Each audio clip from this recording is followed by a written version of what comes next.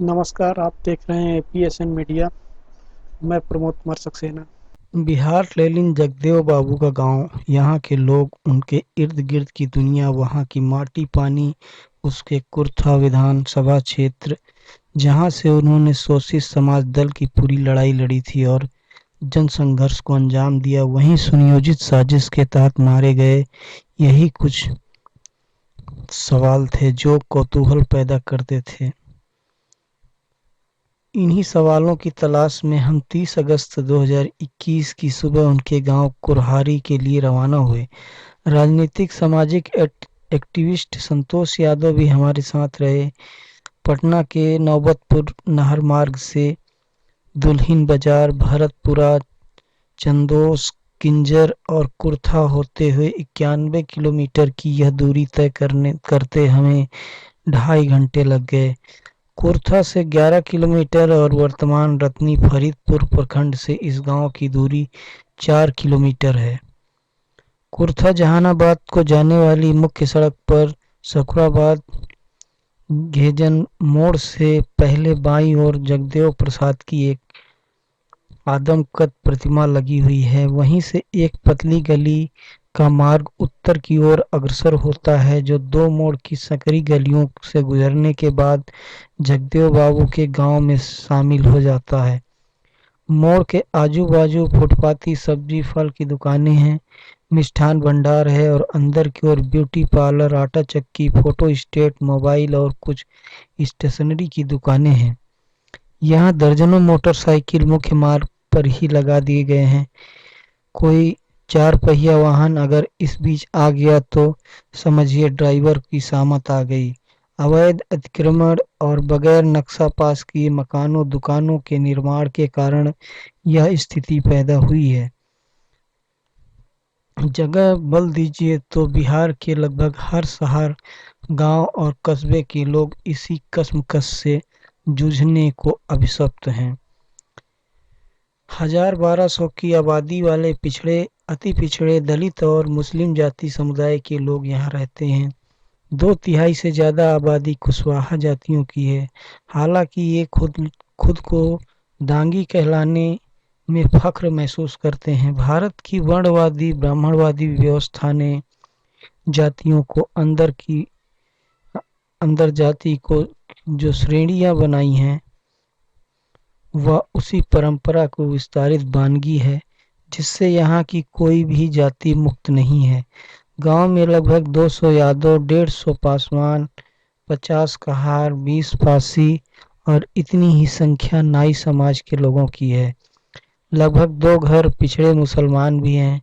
दांगी यादव को छोड़कर यहाँ शेष जातियां लगभग भूमिहीन हैं।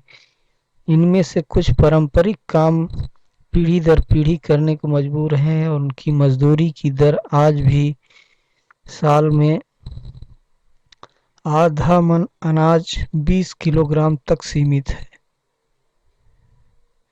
खेती किसानी की कठिन और जी तोड़ परिश्रम से यहाँ की नई पीढ़ी विमुख हुई है।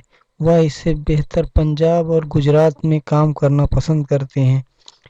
उसी से उनका परिवार चलता है। गांव में सबसे अधिक तरक्की पासवान समूह ने की है।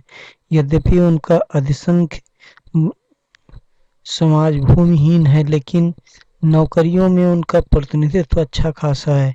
इस बिरादरी में 3 घर को छोड़कर सभी सरकारी नौकरी में हैं। गांव में यादव और दांगी समूह की निर्भरता का आधार कृषि है।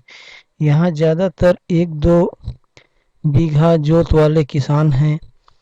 बहुत कम ऐसे हैं जिनके पास 10 बीघे की जोत है। गांव में कृषि का हाल बुरा है, लेकिन पिछले कई वर्षों से किसान हाड़ तोड़ मेहनत करके धान रोपते हैं और गांव से सटे पश्चिम और की बलदैया और पूरब में बहने वाली मोरहर नदी की बाढ़ उनकी फसलों को गला देती है। ले देकर मसूर, चना, खेसारी, तीसी आदि दलहन, गेहूं और मटर की फसल हो पाती है। एक समय था जब गांव में सब्जी की खेती खूब होती थी, लेकिन हाल के वर्षों में नीलगायों के द्वारा बड़े पैमाने पर फसलों की बर्बादी के कारण लोगों ने सब्जी की खेती बंद कर दी है। पारंपरिक खेती की जो पीढ़ी दर पीढ़ी परंपरा चली आ रही है, उससे अलग खेती करने का उनमें न साहस है, न उत्साह है, न सरकार द्वारा वैसा कारगर हस्तक्षेप किया गया जिससे उनकी अपनी वर्तमान स्थिति बेहतर हो पाए। कुल्हाड़ी में यदि ग्रुप ए की नौकरी में कोई नहीं है, लेकिन बीआईटी माइंस, शिक्षक, नर्स, पोस्ट ऑफिस और रेलवे के ग्रुप डी में कई नौकरियों में हैं। बीडीओ, डॉक्टर, इंजीनियर और दरोगा की नौकरी में भी यहाँ गांव के लोग हैं। 4 पीएचडी धारक भी हैं, 2 स्विट्जरलैंड और जर्मनी में कार्यरत हैं। इसी प्रकार गांव के लगभग 25 लोग नौकरियों में हैं। इनमें 5-7 महिलाएं भी हैं। पिछले 15 सालों में गांव के लोगों का पलायन बढ़ा है। नौकरी और तकनीकी शिक्षा के लिए जितने लोग बाहर हैं, गांव की उससे चौगुनी आबादी का मजदूर के रूप में पलायन हुआ है। उनमें से ज्यादातर पंजाब, दिल्ली, गुजरात, दमन, रायपुर, छत्तीसगढ़ में मजदूरी करते हैं। पिछले 15 सालों में उनका पलायन और बढ़ा है। पहली मुलाकात अमरेंद्र वर्मा से होती है। वे हमें गांव के उत्तर की ओर ले चलते हैं। मुख्य सड़क की बाईं ओर एक मकान के पास रुक जाते हैं। वहां दर्जन भर लोग ताश खेलने में मशगूल हैं। अमरेंद्र कुशाम्बुज जी का नाम लेकर पुकारते हैं। वे खट से बाहर आ जाते हैं। फिर वे हमें जगदेव बाबू की मकान के पास ले जाते हैं। जगदेव बाबू के घर का दरवाजा नीले रंग से रंगा है। उनके घर के सामने की किवाड़ भी बंद है। गांव में पहली बार लोगों की उपस्थिति में दिन में किवाड़ बंद होना हमें विस्मय में डालता है। दरवाजा खटखटाते ही एक किशोर चाबी के लिए प्रकट होता है और जगदेव बाबू के बंद पड़े घर का ताला खोलकर हमें अंदर खाने में दाखिल करवाता है। क्या यह अभी तक बनाया गया घर है? पूछने पर वो बतलाते हैं कुछ हिस्सा जगदेव बाबू के समय ही बनाई गई थी, फिर उनकी पत्नी ने बनवाया। यह 25 वर्षीय युवक इंजीनियरिंग की पढ़ाई करते हैं। लॉकडाउन के पिछले 2 वर्षों से गांव में ही हैं। उन्होंने जगदेव बाबू को नहीं देखा, लेकिन उनकी ख्याति और प्रभामंडल की मकबूलियत का एहसास उन्हें है। वर्तमान राजनीति के बारे में पूछता हूँ तो गोल मटोल जवाब देते हैं, बहुत अस्पष्ट और अनिच्छुक अंदाज में। मकान में प्रवेश करते ही 20 फीट के गलियारों के अंदर की ओर बढ़ते हैं। सामने बाईं ओर सीढ़ी है। उस तरफ की दीवार प्लास्टर रहित है जो पड़ोसी ने उठा रखी है। सीढ़ी के ठीक नीचे एक कमरा है। वहां एक बाईं ओर जगदेव बाबू की एक आदमकद प्रतिमा स्थापित है। उसके बाजू में दाहिनी ओर एक और गलियारा है जो 9 कमरों वाले इस घर की ओर जाता है और चारों ओर बरामदा है। सभी पक्के हैं। दीवार चूने से रंगे हुए हैं और चूने का रंग भी उड़ गया है। लगता है कई वर्षों से उसकी रंगाई पुताई नहीं की गई है। ऊपर छत पर चढ़ता हूँ तो वहां कोई कमरा नहीं है और बाईं ओर लगभग 10 फीट की दीवार खड़ी है। कुछ गिट्टी बालू पड़ी हुई है और कोई की लतरें उन दीवारों पर पसरी हुई हैं। घर को देखकर लगता है वहां कोई आता जाता नहीं है। हम जैसे ही आगंतुकों के लिए एक ही शायद आगंतुकों के लिए ही खुलती रही हो। हमें बताया जाता है कि जगदेव बाबू 2 बीघा जोत के किसान थे। उनके पिता प्रयाग नारायण 2 भाई थे। वे प्राइमरी स्कूल में शिक्षक थे, लेकिन नौकरी अवधि में ही उनका निधन हो गया। फलस्वरूप परिवार की नैया उनके सगे रामकिशन चाचा ने संभाली। कुल्हाड़ी में एक प्राइमरी स्कूल, आंगनबाड़ी केंद्र और सामुदायिक भवन भी है। ज्यादातर बच्चे जहानाबाद के पलवन डीएवी और मानस स्कूल में जाते हैं। बाकी बचे छात्र ब्रिलियंट पब्लिक स्कूल सकुराबाद में जाते हैं। गांव में स्कूल में यहाँ के भूमिहीन और अभिवंचित बच्चे ही पढ़ते हैं। शिक्षा व्यवस्था का यह हाल 15 वर्षों में और अधिक डावाडोल हुआ है। रही सही कसर 2 सालों की कोरोना महामारी ने पूरी कर दी। गांव में आंगनबाड़ी केंद्र की सेविका मंजू बताती हैं कि इसमें 40 बच्चे हैं। बगल के सकुराबाद टाउन में गांव के लोगों की 15-20 दुकानें हैं। एक दौर में इस बाजार पर पिछड़े मुसलमान और बनियों का वर्चस्व था, लेकिन बहुत तेजी से इसके एक बड़े हिस्से पर भूमिहार जाति का वर्चस्व बढ़ा है। अर्जक संघ का एक जमाने में गांव में गहरा प्रभाव था। इसकी पहल जगदेव बाबू ने अपने घर से ही की थी। अपनी दादी के निधन में उन्होंने हर तरह के ब्राह्मणवादी कर्मकांड का निषेध किया। उनके इस कदम ने लोगों के गहरे रूप में प्रभावित किया। गांव में अर्जक रीति से ही शादियां रचाई जाने लगी। उसका प्रभाव आज भी गांव में है, लेकिन शादी के मौके पर एक बार फिर से लोग ब्राह्मणवादी कर्मकांडों में फंसने लगे हैं। लेकिन मृत्यु भोज के आज भी यहाँ 90% मामले कर्मकांड रहित हैं। जगदेव बाबू का यह गांव पंचायत सेसमबहा में है, जहां की मुखिया यास्मीन परवीन है। यह पंचायत अति पिछड़ी महिला के नाम पर आरक्षित है। पहले यह गांव सकुराबाद पंचायत के अंतर्गत कुर्था प्रखंड का हिस्सा हुआ करता था। बाद में रतनी फरीदपुर प्रखंड की सीमा में आ गया। यहाँ के जिला पार्षद वैद्यनाथ यादव हैं। संप्रति यह गांव जहानाबाद विधानसभा के अंतर्गत आता है, जिसके विधायक सुदय यादव और सांसद चंदेश्वर चंद्रवंशी हैं। सत्ता की प्राथमिक इकाई मुखिया से लेकर सर्वोच्च इकाई संसद तक अल्पसंख्यक महिलाएं, पिछड़े अति पिछड़े हैं। अभिवंचित समाज की सत्ता में इसी तरह की हिस्सेदारी का सपना जगदेव बाबू ने देखा था। प्राथमिक स्वास्थ्य केंद्र से सटे सकुराबाद में स्थित है, जो बमुश्किल आधा किलोमीटर से भी कम दूरी पर है। इसकी स्थापना 1987 में अतिरिक्त स्वास्थ्य केंद्र के रूप में की गई थी। संप्रति यह गांव रामाश्रय प्रसाद सिंह सामुदायिक स्वास्थ्य केंद्र के रूप में मौजूद है।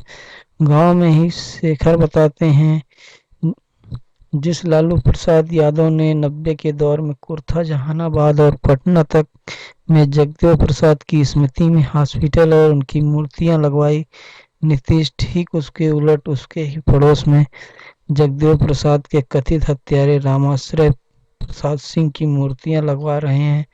हॉस्पिटल का नामकरण उनके नाम पर कर रहे हैं। लालू प्रसाद यादव ने वर्षों की अराजकता में डूबी जिस विरासत को आगे बढ़ाया था, नीतीश अपनी राजनीतिक महत्वाकांक्षा में उसे ही नेस्तनाबूद करने में आमादा है। बिहार के राजनीतिक इतिहास की यह विभत्स कहानी है। आने वाली पीढ़ियां शायद ही उन्हें माफ कर पाएं। चंद्रशेखर प्रसाद इसी गांव के निवासी हैं। जहानाबाद से दैनिक भास्कर के संवाददाता हैं। इनके पिता जगदेव प्रसाद के साथ जहानाबाद के बीटी स्कूल के साथ पढ़ते थे। उन दिनों उनकी स्कूल में कैंपस में किसान नेता शाहजहानंद सरस्वती का प्रोग्राम था।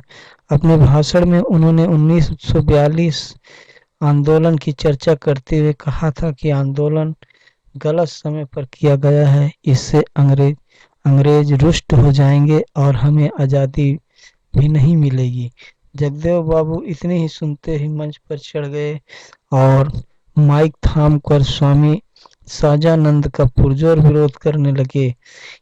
वहां उपस्थित स्वयं सेवकों ने जब जगदेव बाबू पर हमला कर दिया, इसके फलस्वरूप उनका सिर फूट गया, लेकिन वह कार्यक्रम के बीच में ही स्थगित कर देना पड़ा। चंद्रशेखर कहते हैं, उनको मारने के लिए पूरा सरकारी तंत्र लगा दिया गया।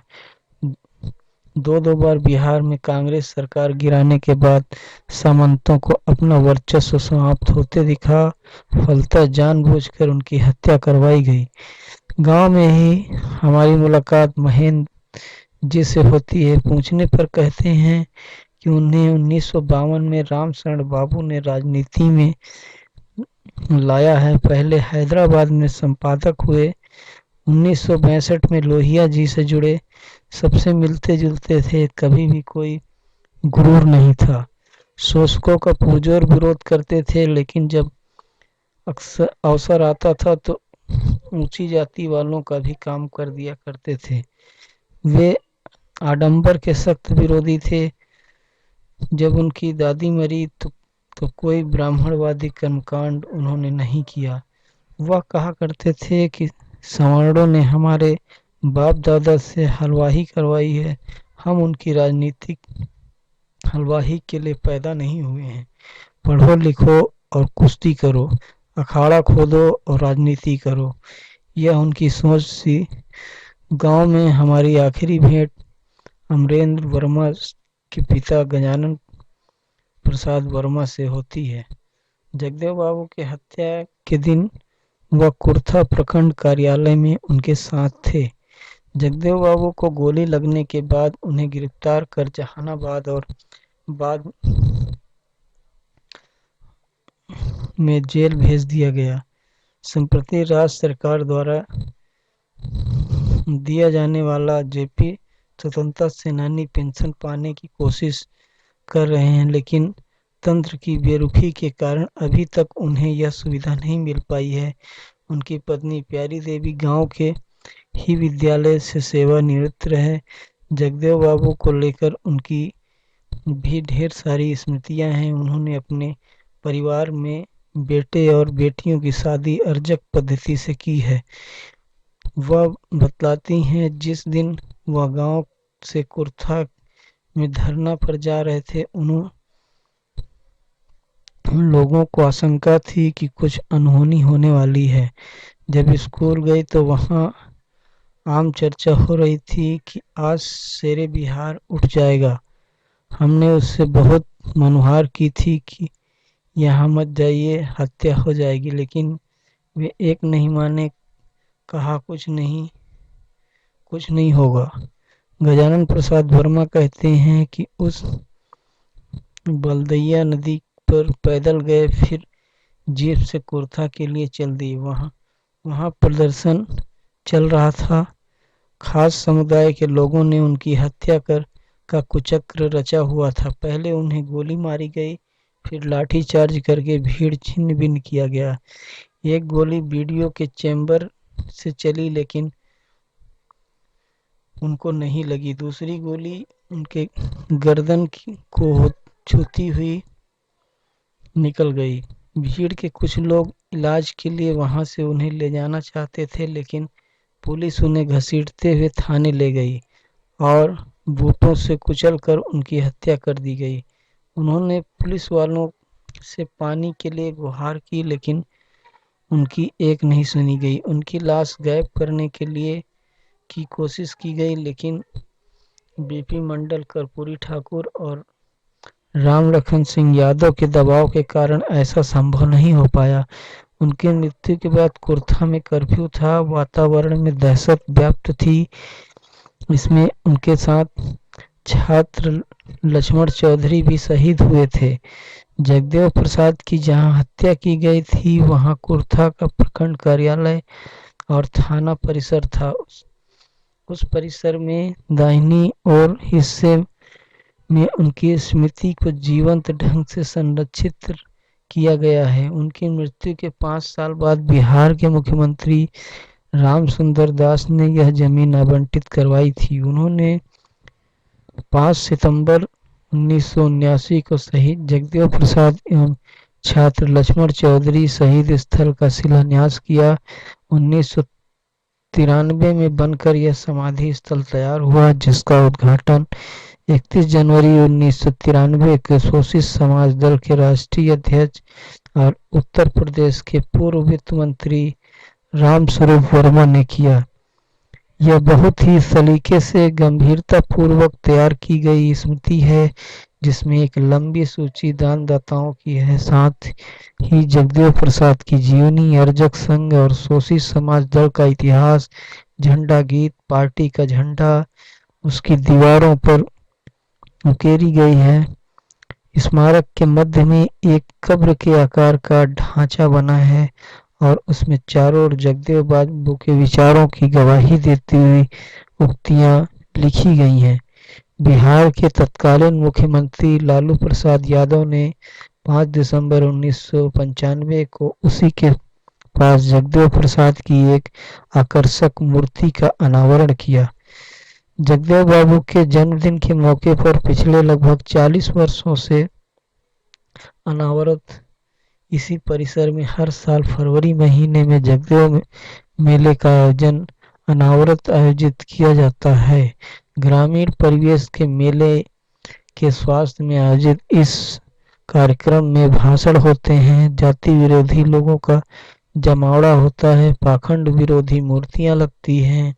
हालांकि कोरोना की मार से 2 साल से यहाँ कुछ भी नहीं हो रहा है और रात में सांस्कृतिक कार्यक्रम होते हैं। एक दिन शोषित समाज दल की मीटिंग और 2 दिन सार्वजनिक सभा होती है। शोषित समाज दल और आर्जक संघ इस समय के आयोजनों को निरंतरता में करवाती है। जब दल में जयराम प्रसाद सिंह और रघुनी राम शास्त्री जीवित रहे, इसमें और धार रही। पता नहीं इन दोनों के निधन के बाद यहाँ निरंतरता आगे भी बढ़ती है या यूं ही सब कुछ नष्ट हो जाएगा। हम जगदेव बाबू के गांव लौट आए। यात्रा पूर्व उनके बारे में जो कौतूहल और जिज्ञासाएं थी उसमें से कुछ का आंशिक उत्तर तो मिल गया, लेकिन यह महसूस किया गया कि जिन मूल्यों के लिए जगदेव बाबू ने आजीवन संघर्ष किया वह सवर्ण वर्चस्व पुरोहितवाद यहाँ फिर से सर उठाने लगा है। खेती किसानी के लिए जगदेव बाबू ने नहर पाइन के माध्यम से सिंचाई का जो सपना देखा था वह आज भी अपने मूल रूप में कार्यान्वित नहीं हो पाया है। यह जगदेव बाबू की शहादत का 47वां साल है और उनके जन्म का 100वां साल, लेकिन उनकी जन्म शताब्दी को लेकर ना कोई उत्साह है ना कोई गहमा गहमी। आश्चर्यजनक पहलू यह है कि जिस शोषित समाज दल की हिस्सेदारी की गर्जना करते उनका पूरा जीवन गुजरा, वह जमात भी इन सबसे पूरी तरह से उदासीन है।